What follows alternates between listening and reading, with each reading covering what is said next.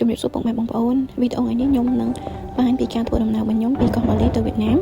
ហើយថ្ងៃនេះគឺយើងឆ្លងកាត់តាមប្រទេសសិង្ហបុរីហើយខ្ញុំនឹងបង្ហាញទស្សនវិជ្ជាខ្លះៗនៅពលានយន្តហោះបឹកទីផងដែរពេលយើងមកដល់ពលានគឺយើងមើលអាក្តារហ្នឹងទៅយើងមើលលេខជើងយន្តហោះរបស់យើងហើយយើងហៅមើលថាយើង check in នៅ counter លេខម៉ាន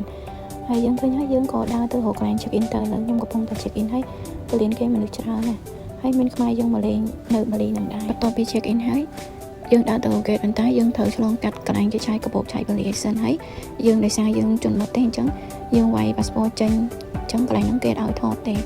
ហើយកន្លែងនេះយើងដើរមកដល់ duty free ហ្នឹងហើយអញ្ចឹងនៅហ្នឹងគេមានកាបូបប្រេនកៅប្រេនមាន local ប្រេនហើយនឹងប្រេនល្បីៗខ្លះទៀតហើយមានដូចគ្រឿងអលង្ការវត្ថុអនុស្សាវរីយ៍ណាគេផលិតនៅប្រទេសគេហើយ duty free គេពេលនៅច្រកចូលគេឲ្យបានយើងបញ្ចុះតម្លៃ 15% 20% អញ្ចឹងណាអញ្ចឹងទៅយើងមើលឃើញទៅយើងចាប់អារម្មណ៍ទិញហើយយើងប្រើបានហ្នឹងអញ្ចឹងហើយគេរៀបចំគឺស្អាតមែនទែនណាជាពិសេសនេះអារូបដៃគេធ្វើតាំងរូបតំណាងប្រទេសគេហ្នឹងគឺថាស្អាតហើយក្បាច់ក្បូររចនាគេ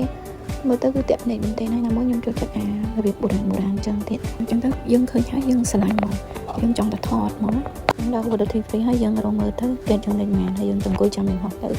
ហើយចាំពេលយើងចាំហ្នឹងយើងអាចទិញរបស់ញ៉ាំឬទិញពេលចេះអីផឹកបានអាចយកឡើងយន្តហោះបានអញ្ចឹងណាឥឡូវនេះគឺគេហៅឲ្យ boarding ហើយគេហៅឡើងយន្តហោះហើយទៅចូលម្ដងក្នុងយន្តហោះថ្ងៃនេះយន្តហោះធំណាស់អែបចឹងណាហើយមនុស្សច្រើនបន្ទាប់ពីភ្ញៀវឡើងយន្តហោះហើយយន្តហោះចាប់ផ្ដើមឡើងបន្ទាប់ពីយន្តហោះឡើងហើយអញ្ចឹងយន្តហោះនឹងហើយគេចាប់ផ្ដើមលក់ម្ហូបអាហារពេលចេះអីចឹងហើយជិះពីម៉ោងជាងយើងទៅដល់សិង្ហបុរីហើយពេលទៅដល់សិង្ហបុរី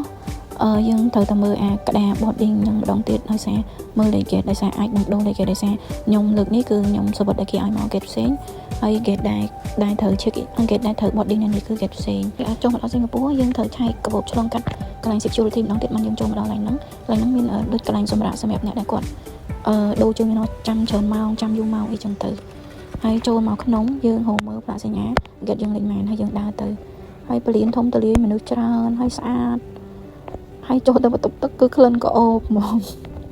មានកាបូបប្រេនលងបតុនឡងឆាម MK ទៅមានច្រើនម៉ាកច្រើនមួយមែនទែនតែម៉ាកល្បី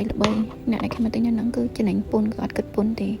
ហើយឥឡូវនេះគឺខ្ញុំរងគេឃើញហើយខ្ញុំ boarding ហើយខ្ញុំឡើងយន្តហោះហៅក្រុមហ៊ុនទៅមួយបន្តែយន្តហោះនេះទូជាងមុនហើយជា1ម៉ោង45នាទីដល់វៀតណាមហើយអញ្ចឹងវីដេអូមានតែប៉ុណ្្នឹងទេអរគុណបងប្អូនដែលបានមើលហើយសូមជួយ like ជួយ share ផងហើយអធិស្ឋានទុកជាមុនបើមានការខុសឆ្គងពាក្យសម្ដីនៅការបញ្ចូលស្រែករបស់ខ្ញុំផងដែរ